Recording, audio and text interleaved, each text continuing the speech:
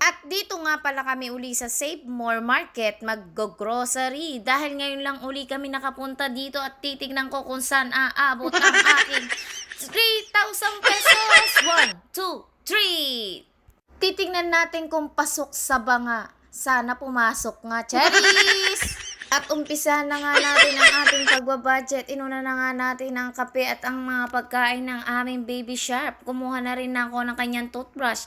At andito na nga kami sa estasyon ng mga shampoo. Pinaghiwalay-hiwalay na nga namin ang dapat maghiwalay. Baka daw kasi lumasa. Parang siya may lasa, Charis! At kumuha na nga ako ng mga sabon na aming gagamitin sa aming paglalabas. Surf nga pala ang aking ginagamit sa mga decolor at Ariel naman ang ginagamit ko sa aming mga puti.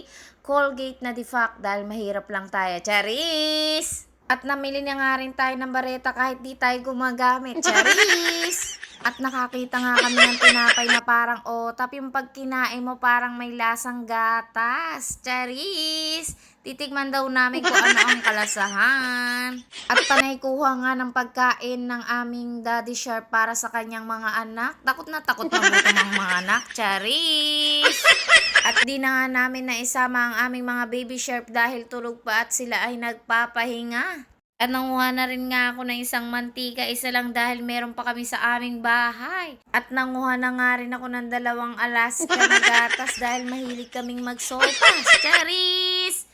Dahil sa tuwing may bisita sa aming bahay ay hindi talaga mawawala ang paboritong sopas. At kumuha na nga rin kami ng pineapple na pampababa ng aming ka-high-bloodan dahil ang aming mga anak ay pinapa-high blood kami. Charis! Titatry nga namin bumili ng ganito para naman sa aming ate at sabi ko nga sa aming Daddy Sharp ay basahin baka bawal sa bata. Charis! Kaya naman binasa ng aming Daddy Sharp pwede daw kaya for the go, go na go. At syempre kung may gatas dapat may shell din dahil hindi tayo makakapagsopas kung gatas lang ang ating binili. Charis!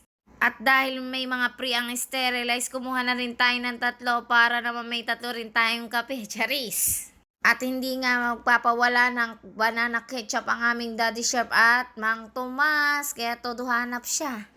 Pagkita-kita ko, rami ang kanyang dala. Charis! Nako talaga, Gilbert Francisco Eto na nga, thumbs up. Kami ay pumila na nga para magkaalaman na. Charis! Sana ay umabot ang aming dalang kaperahan. Dahil pag hindi umabot, ibabayad ko na ang aming Daddy Sharp. Charis! At nasa amin na nga ang huling halakhak, kami na ang magsasaray doon na Rugone. At eto na nga, nandito na kami sa counter. Habang kina-counter nga yan ay ang puso ko nagdurugo. Ang lakas ng tibok ng aking heart. Charis! Pag-punch niya pa lang sa gatas ay 1-4 na. Diyos ko, saan naabot ang aming 3K? At sa panahon ngayon, sobrang mahal talaga ng mga bilihin. Wala nang bumababa. Panty na lang. Charis! At yung panty, minsan ayaw pang bumaba. Charot! At yung budget challenge natin mukhang hindi napapatok at mukhang hindi naaabot. Aabutan ka na lang ng yamot. Charis! At eto na nga ang final na aming binayaran. Diyos ko, Rugone, hindi ko na alam kung saan kukunin ang aming ibang aabono kundi mangutang na lang. Thank you for watching.